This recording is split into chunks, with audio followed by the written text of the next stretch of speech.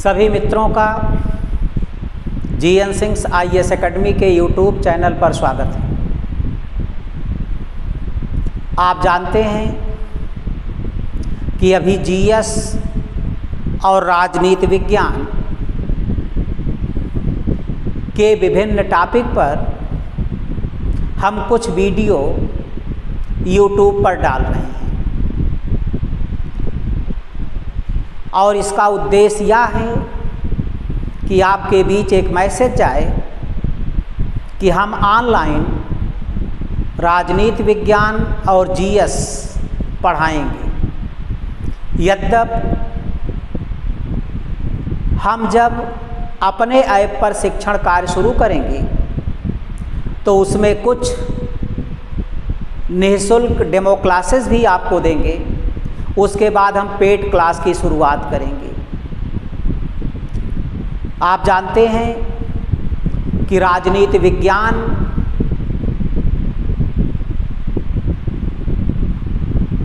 विभिन्न परीक्षाओं में आज पूछा जाने लगा है।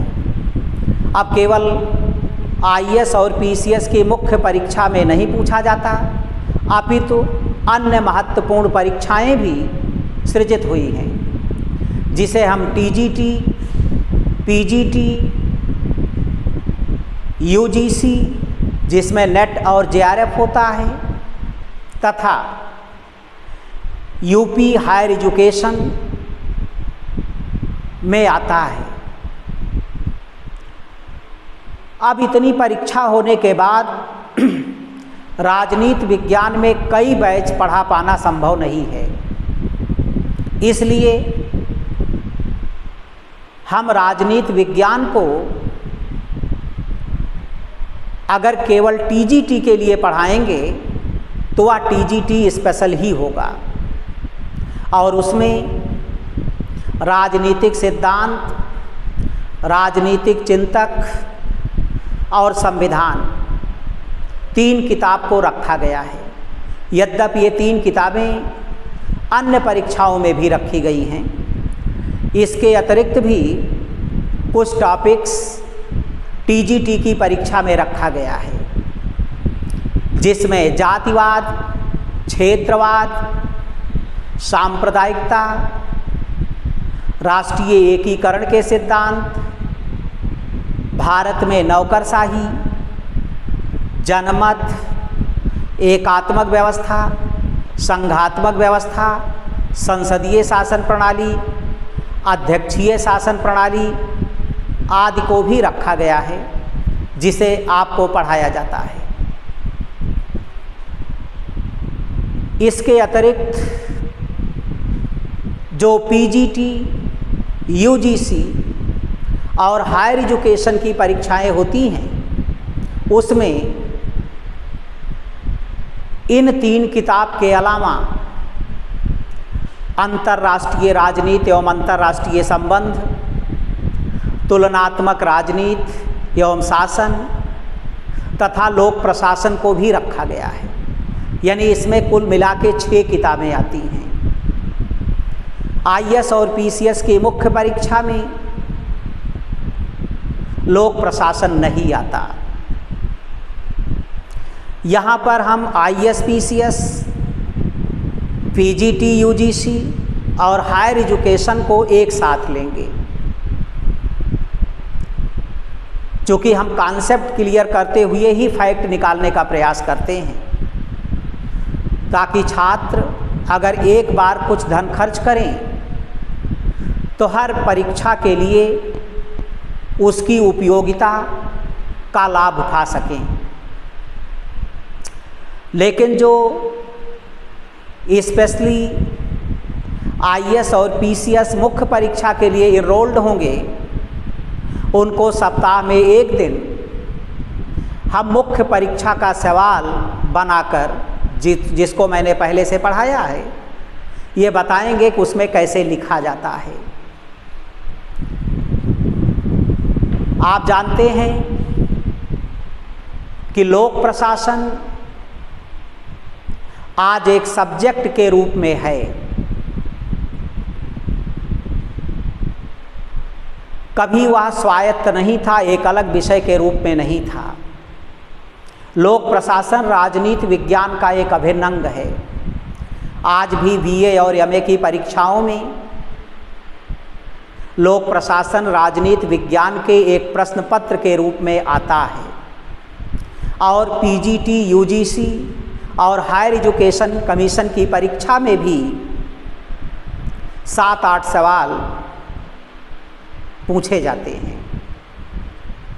इसलिए राजनीति विज्ञान के छात्र को लोक प्रशासन भी पढ़ना होता है।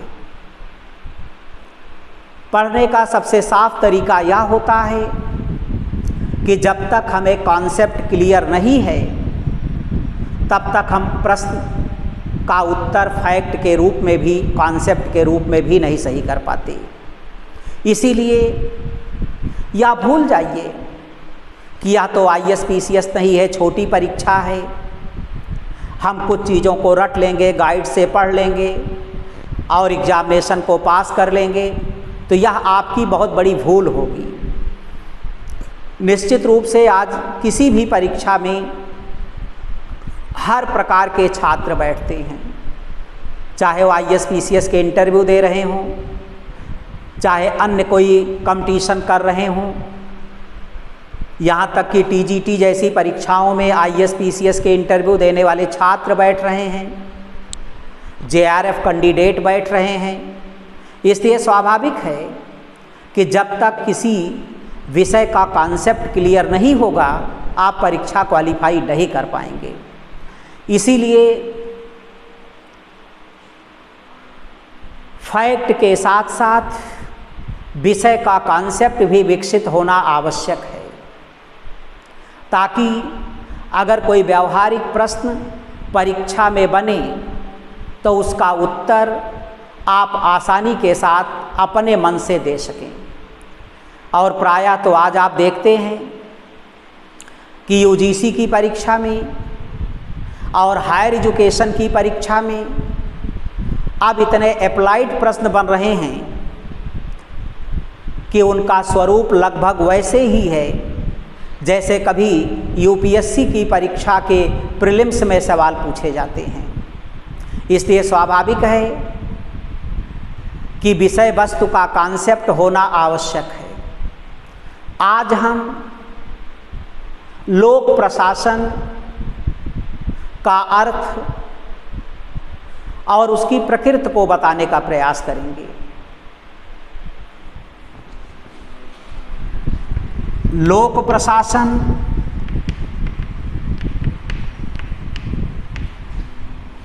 यहाँ हम विषय के रूप में नहीं पढ़ा रहे हैं। लोक प्रशासन को यहाँ हम राजनीति विज्ञान के अंतर्गत आने वाले एक खंड के रूप में पढ़ा रहे हैं, जहाँ से आपको 8-10 प्रश्न परीक्षा में फंस जाएं, क्योंकि एक एक प्रश्न भी आपके लिए महत्वपूर्ण है। एक एक नंबर आप देखते हैं कि पॉइंट के नंबर आपके जीवन को तय कर रहे हैं। लोक प्रशासन, जिसे हम पब्लिक एडमिनिस्ट्रेशन कहते हैं, अगर देखा जाए तो इसमें 2 शब्द हैं, एक प्रशासन है और एक लोक है। इसे अंग्रेजी में हम पब्लिक कहते हैं और प्रशासन को हम अंग्रेजी में एडमिनिस्ट्रेशन कहते हैं। वैसे पब्लिक माने जनता भी होती है, लोकतंत्र में पब्लिक माने जनता भी है और पब्लिक माने सरकार भी है। दोनों एक दूसरे के पर्याय हैं, क्योंकि लोकतंत्र में जो सरकार है वो जनता के द्वारा ही चुनी जाती है, लेकिन यहाँ पर लोक का अर्थ जनता ना होकर यहाँ पर लोक का अर्थ सरकारी से है। और एडमिनिस्ट्रेशन, जिसे हिंदी में हम प्रशासन कहते हैं, तो लोक प्रशासन का शाब्दिक अर्थ हुआ सरकारी प्रशासन। कई बार पीजीटी की परीक्षा में सवाल पूछा गया कि लोक प्रशासन में लोक का अर्थ क्या है, तो बहुत सारे छात्र या कुछ किताबें भी लोक का अर्थ जनता लिख देती हैं, इसलिए छात्र भी जनता पर चिन्ह लगा देते हैं। लेकिन जनता प्रशासन नहीं करती, प्रशासन वह करते हैं जो सरकारी नौकरी प्राप्त करते हैं, वह सरकार के हिस्सा बन जाते हैं।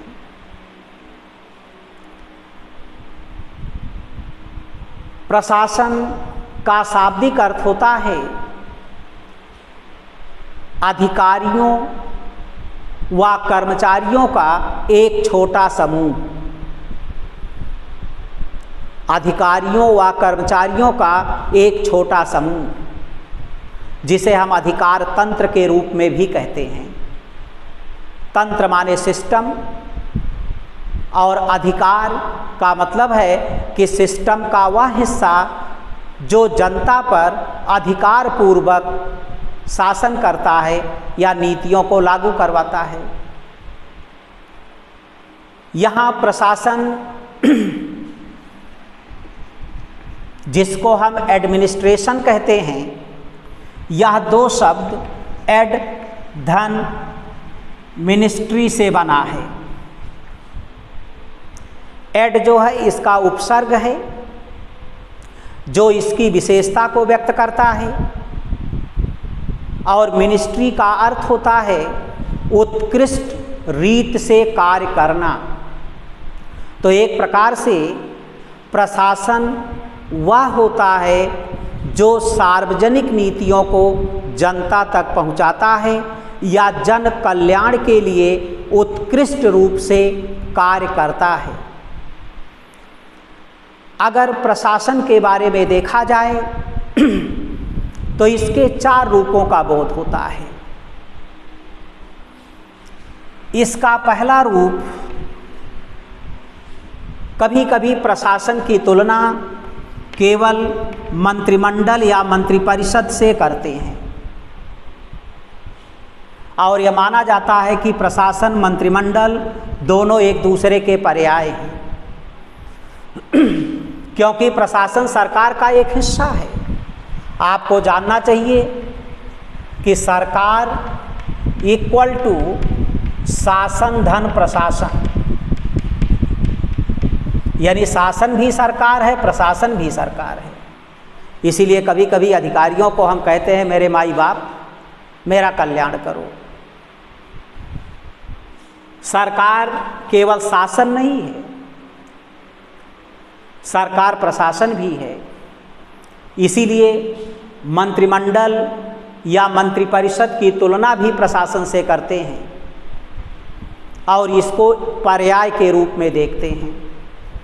इसीलिए कभी कभी हम लिख देते हैं बुश प्रशासन, ट्रंप प्रशासन, मोदी प्रशासन, वाजपेयी प्रशासन। और दूसरी चीज, प्रशासन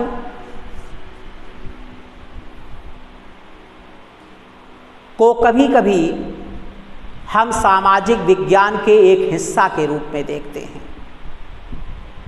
कि प्रशासन यानी लोक प्रशासन सामाजिक विज्ञान का एक अंग है।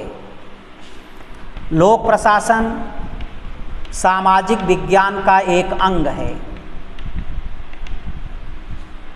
और तीसरी चीज, कभी कभी हम लोक प्रशासन को केवल नीतियों के क्रियान्वयन के रूप में ही नहीं बल्कि नीतियों के निर्माण के रूप में भी देखते हैं। क्रियान्वयन व निर्माण के रूप में देखते हैं। यानी इसके लिए हम प्रशासन की तुलना सरकार से कर देते हैं। और सरकार अकेले मंत्रिपरिषद नहीं होती, सरकार अकेले कार्यपालिका नहीं है। सरकार के 3 अंग हैं, कार्यपालिका, विधायिका और न्यायपालिका। तो उससे भी इसकी तुलना कर दी जाती है।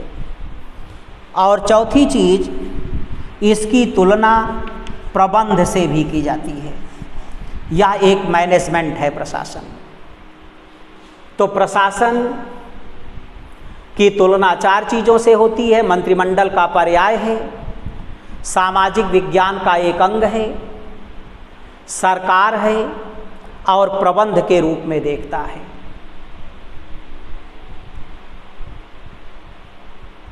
लोक प्रशासन में प्रशासन कुछ छोटे व्यक्तियों का समूह होता है जो सार्वजनिक नीतियों को जन कल्याण के लिए क्रियान्वित करता है। इसलिए माना जाता है कि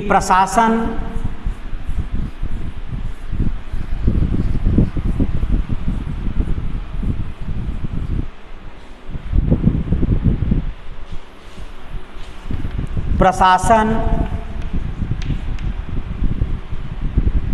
दो भागों में बटा होता है। एक निश्चित उद्देश्य, यानी 2 उद्देश्य को ध्यान में रखकर काम करता है। चूँकि ये भी किसी निश्चित उद्देश्य को ध्यान में रखकर एक संगठन के रूप में बनाया जाता है। प्रशासन का पहला कार्य है एक निश्चित उद्देश्य, पहला तत्व आप इसे कह सकते हैं। पहला तत्व है एक निश्चित उद्देश्य और दूसरा तत्व है सहकारी सामूहिक प्रयास।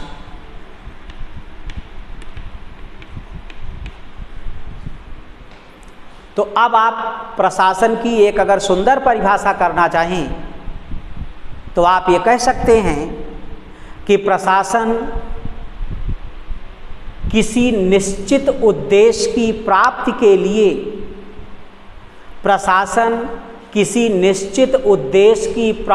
लिए किया गया एक सहकारी सामूहिक प्रयास है।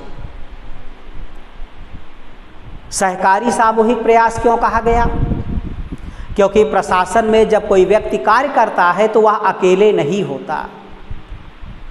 जब कोई निर्णय डीएम लेता है जिले में तो डीएम उस निर्णय को अकेले ही क्रियान्वित नहीं कर देता, बल्कि डीएम के नेतृत्व में जिले में एक टीम होती है, एक समूह होता है, एक संगठन होता है जो नीचे से लेकर ऊपर तक एक सोपान क्रम में बना होता है और सबके अधिकार, सबके उत्तरदायित्व बटे होते हैं और सब मिलजुल कर सामाजिक समस्याओं का निराकरण करते हैं और जन कल्याण को व्यावहारिक रूप देते हैं। लोक प्रशासन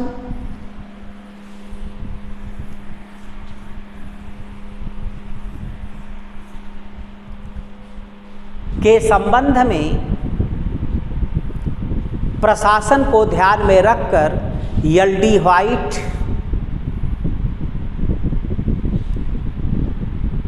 डोनहम, पंडित जवाहरलाल नेहरू और फाइनर, हरमन फाइनर ने अपनी बात भी कही।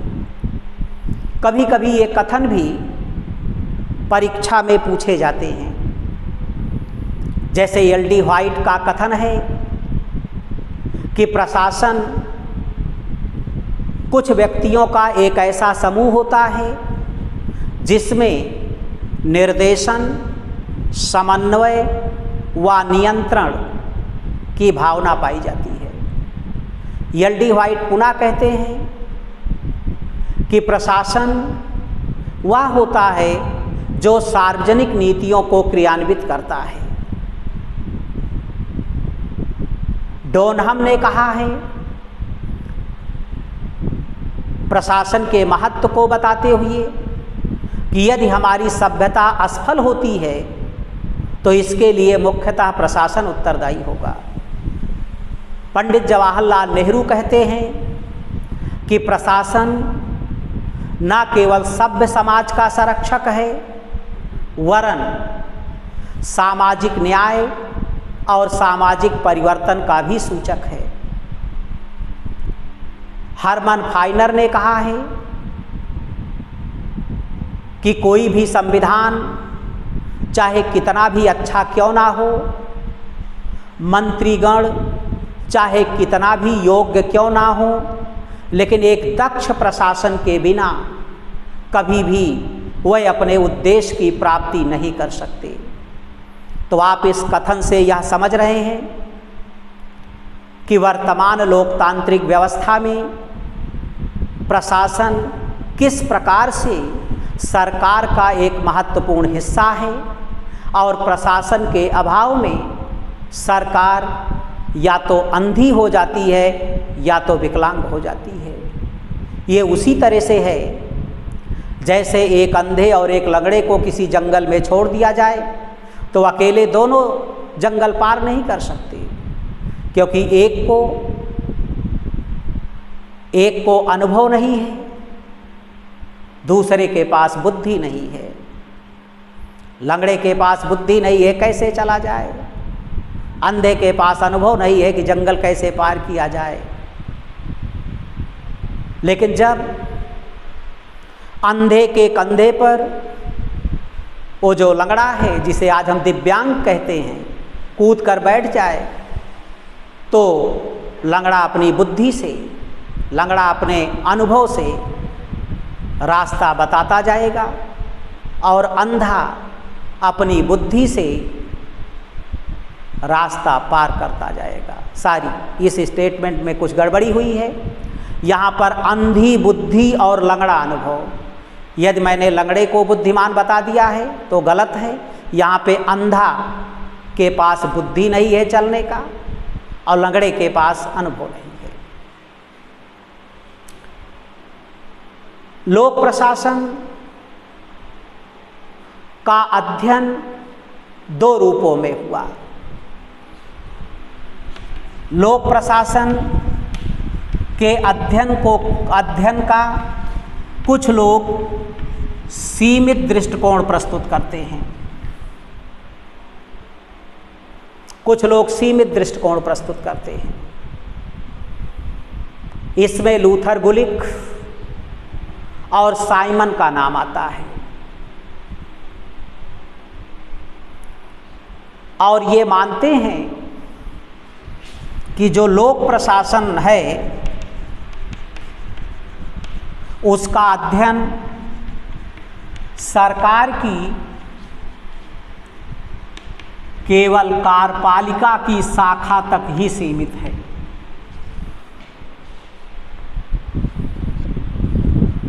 कार्यपालिका की शाखा तक ही सीमित है। ये कहते हैं कि लोक प्रशासन केवल कार्यपालिका के अध्ययन तक ही सीमित है, वो सरकारी नीतियों का क्रियान्वयन करने तक ही सीमित है।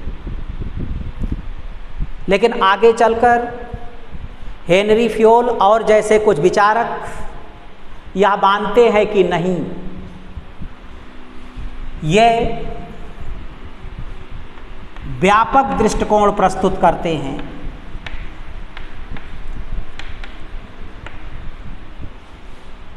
और व्यापक दृष्टिकोण प्रस्तुत करते हुए कहते हैं कि जो लोक प्रशासन है उसका अध्ययन केवल कार्यपालिका तक नहीं है, चूँकि इसका संबंध सरकार से है, इसीलिए और सरकार के 3 अंग हैं, इसलिए इसका संबंध कार्यपालिका, विधायिका व न्यायपालिका के अध्ययन तक सीमित है। क्योंकि लोक प्रशासन केवल सरकारी कार्यों को ही नहीं करता, बल्कि विधायिका में जो विधेयक प्रस्तुत होते हैं उसके लिए भी एक भारी भरकम प्रशासन लगा होता है जो कि उसे बनाता है। और न्यायपालिका में जब मुकदमे दायर होते हैं, निर्णय लिखे जाते हैं, तो उसके लिए भी दक्ष प्रशासक होते हैं जो उसे व्यावहारिक रूप देते हैं। इसीलिए यह माना जाता है कि लोक प्रशासन के अध्ययन को अगर हम देखें तो इसे दो रूपों में हम देख सकते हैं।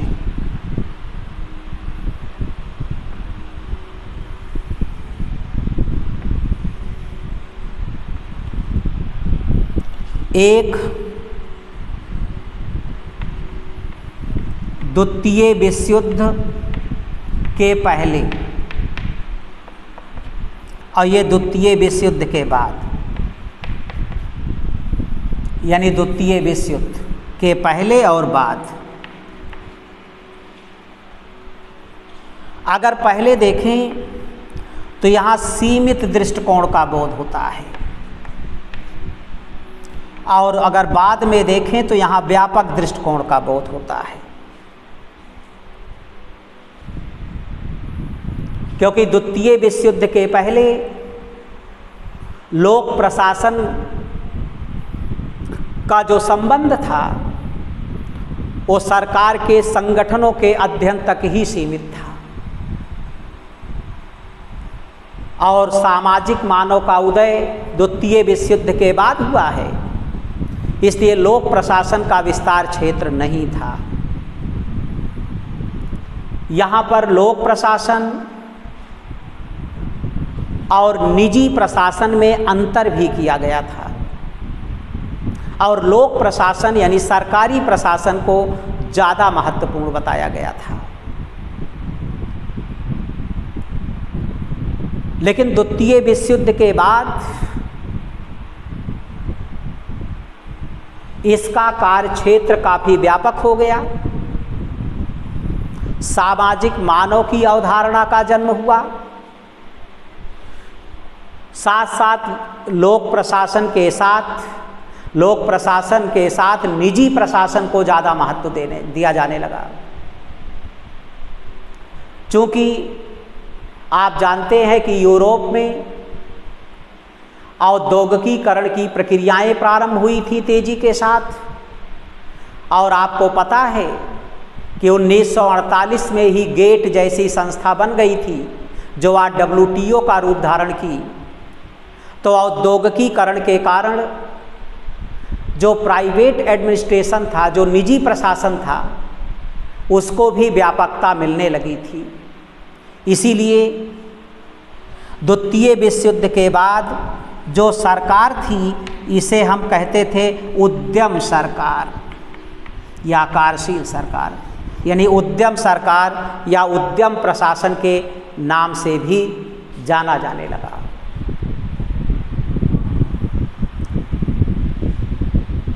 तो आपने देखा कि यहाँ लोक प्रशासन का संबंध ये बताया जा रहा है कि दो है, एक सीमित दृष्टिकोण और एक असीमित दृष्टिकोण। सीमित दृष्टिकोण के अंतर्गत लोक प्रशासन के अध्ययन का संबंध केवल कार्यपालिका की शाखा से है,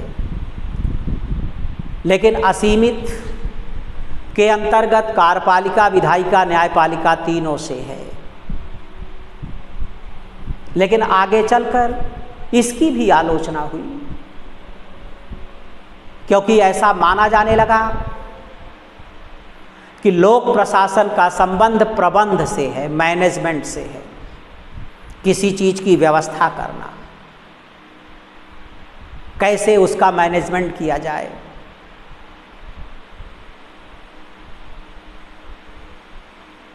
इसीलिए लोक प्रशासन को एक प्रबंध के रूप में भी देखा जाने लगा। लूथर गुलिक, हेनरी फ्योल, लिंडल उर्बिक जैसे विचारक इस पर जोर देने लगे। और पहला आपने सीमित दृष्टिकोण देखा, दूसरा आपने व्यापक दृष्टिकोण देखा, और तीसरा इसका संबंध प्रबंध से बताया जाने लगा। मैंने कहा कि लूथर गुलिक,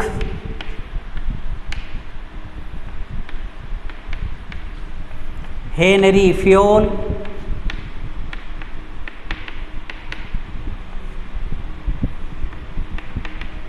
लिंडल उर्विक जैसे लोग इसके समर्थक हुए।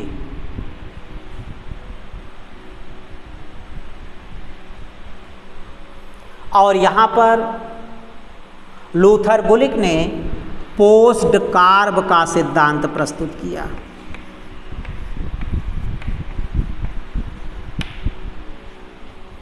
पोस्ट कार्ब, अब जैसे प्रारंभिक परीक्षा में सीधे पूछा जा सकता है पोस्ट कार्ब का सिद्धांत किससे संबंधित है, अब इसी में तमाम प्रश्न बन गए।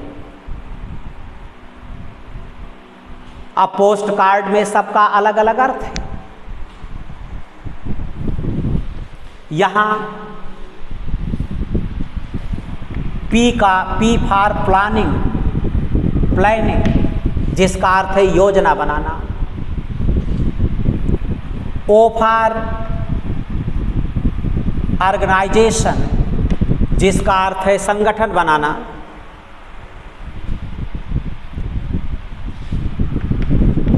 योजना बनाना, संगठन बनाना। यस फॉर स्टाफिंग या स्टाफ, ये स्टाफ है। डी फॉर डायरेक्टिंग, कभी कभी इसी को डायरेक्शन भी कह दिया जाता है, जिसे कहा जाता है दिशा निर्देश करना। CO फॉर कोऑर्डिनेशन जिसका अर्थ है समन्वय बनाना। R फॉर रिपोर्टिंग जिसका अर्थ है प्रतिवेदन देना। और B फॉर बजटिंग जिसका अर्थ है बजट, क्योंकि जब कोई व्यवस्था करेंगे तो उसे चलाने के लिए एक बजट की भी व्यवस्था होगी। तो प्रबंध के अंतर्गत इतनी चीज़ें आई जिसे हम पोस्ट कार्ब कहें। P for planning, O for organisation, S for staffing, D for direction, CO for coordination, R for reporting, B for budgeting जिसका अर्थ है योजना बनाना, संगठन बनाना, क्योंकि संगठन के बिना लोक प्रशासन नहीं चल सकता। संगठन ऐसे निश्चित व्यक्तियों का एक समूह होता है जो किसी उद्देश्य की प्राप्ति के लिए बनाया जाता है और जिसमें नीचे से लेकर ऊपर तक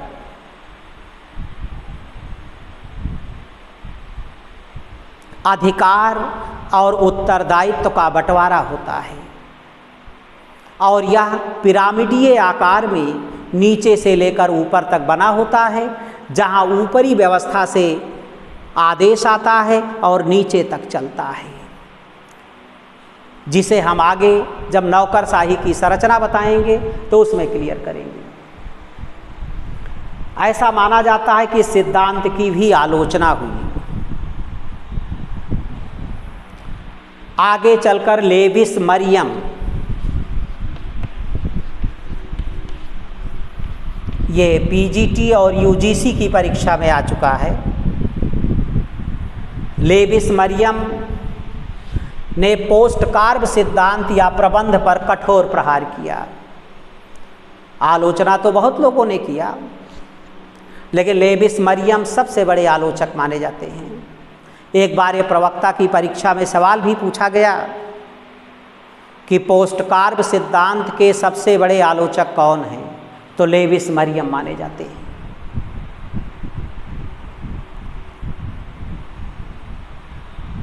लेविस मरियम ये मानते हैं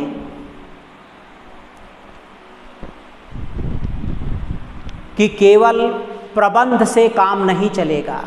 आखिर हम मैनेजमेंट तो कर रहे हैं, लेकिन किसका मैनेजमेंट कर रहे हैं? इसीलिए ये कहते हैं कि केवल प्रबंध से काम नहीं चलेगा, उसमें हमें विषय वस्तु की भी ज़रूरत है। सब्जेक्ट क्या है, किस विषय का हम प्रबंध करें, और विषय वस्तु की उपेक्षा हुई है। डिमार्क भी इसके समर्थक हैं। इसीलिए लेविस मरियम कहते हैं कि लोक प्रशासन कैंची के दो फलक के समान हैं। जैसे कैंची होती है, इसके दो फलक होते हैं और जब तक दोनों फलक नहीं जाते किसी चीज़ को काट नहीं सकते। वैसे प्रबंध और विषय वस्तु दोनों की ज़रूरत है, दोनों के बिना इसका अध्ययन अधूरा है। और दिमाग भी इसका समर्थन करते हुए कहते हैं कि लोक प्रशासन का संबंध क्या और कैसे से है। क्या और कैसे से है, इसका मतलब है कोई विषय क्या है और उसका प्रबंधन कैसे किया जाए।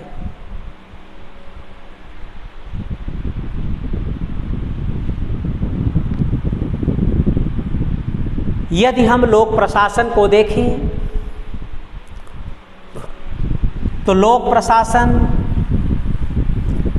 भी एक गतिविधि के रूप में, एक एक्टिविटी के रूप में काफ़ी प्राचीन है। जब से सभ्य समाज का उदय हुआ है तब से राज्य का उदय हुआ है, सरकार बनी है और सरकार बनने के साथ नीतियां बनी हैं। नीतियों को क्रियान्वित करने के लिए प्रशासन आया है। इसलिए लोक प्रशासन प्राचीन काल से ही विद्यमान था। कौटिल्य का प्रशासन, अकबर का प्रशासन प्राचीन काल में भी था, मध्य काल में भी था। तो हम कह सकते हैं कि लोक प्रशासन एक गतिविधि के रूप में, एक एक्टिविटी के रूप में काफ़ी प्राचीन है।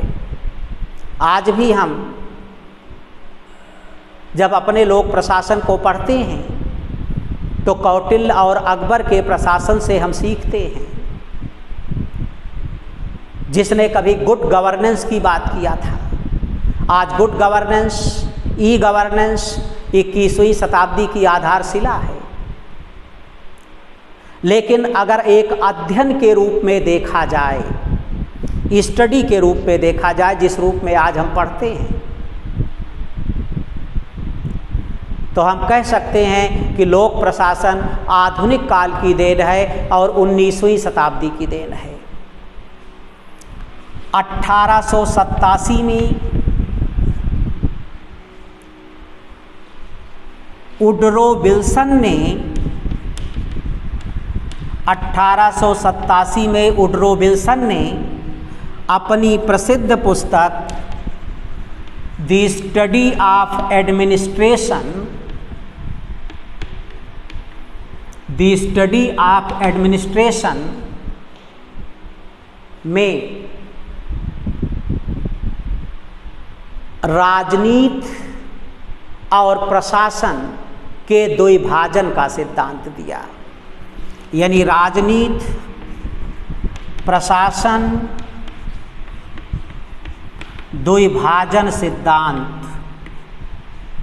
और उन्होंने कहा कि राजनीति का कार्य क्षेत्र अलग है और प्रशासन का कार्य क्षेत्र अलग है, इसलिए दोनों एक नहीं हो सकते, दोनों को अलग अलग होना ही चाहिए। क्योंकि राजनीति का कार्य है नीतियां बनाना, राजनीति में सरकार आती है, और प्रशासन का काम है नीतियों का क्रियान्वयन करना। दोनों क्षेत्र अलग हैं, एक नीतियां बनाती हैं, एक नीतियों का क्रियान्वयन करती है। इसलिए उन्होंने माना कि लोक प्रशासन को राजनीति से अलग होना चाहिए, राजनीति शास्त्र से अलग होना चाहिए। और इस प्रकार लोक प्रशासन के जनक के रूप में वुडरो विल्सन का नाम आता है, जिन्होंने लोक प्रशासन के कानूनी अर्थ को व्यक्त किया। और आपको ये जानना चाहिए कि जब भी वुडरो विल्सन का कोई स्टेटमेंट आए, चाहे राजनीति में आए, चाहे लोक प्रशासन में आए, तो उसमें कानून जरूर लिखा होता है। इसीलिए उन्होंने कहा भी कि प्रशासन का उद्देश्य कानूनों को क्रियान्वित करना होता है और अमेरिकी लोक प्रशासन को देखा जाए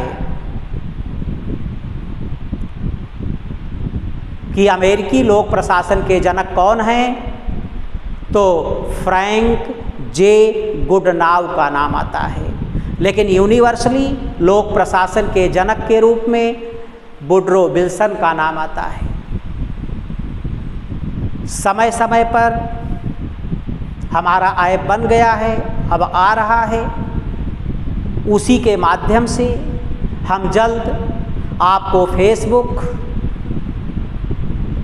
पर सूचनाएं देंगे कि हम प्रॉपर चैनल में क्लास कब प्रारंभ कर रहे हैं, उसकी क्या फीस होगी, कितने बजे से चलेगा। इसके लिए आपको बहुत परेशान होने की ज़रूरत नहीं है। इसलिए आप जीएन सिंह आईएएस एकेडमी को अगर सब्सक्राइब कर लेंगे तो जब भी यहाँ से कोई न्यूज़ जाएगी तो आपके पास तुरंत पहुँच जाएगी और आप उससे वाकिफ़ हो जाएंगे। हम जब आपको पढ़ाएंगे, जो चैप्टर पढ़ाएंगे, जैसे यहाँ ऑफलाइन क्लास में हम लिखवाते थे, तो वैसे हम समझाएंगे और आपको हम पीडीएफ भी उपलब्ध कराएंगे। इसी के साथ आज का लेक्चर समाप्त होता है। धन्यवाद।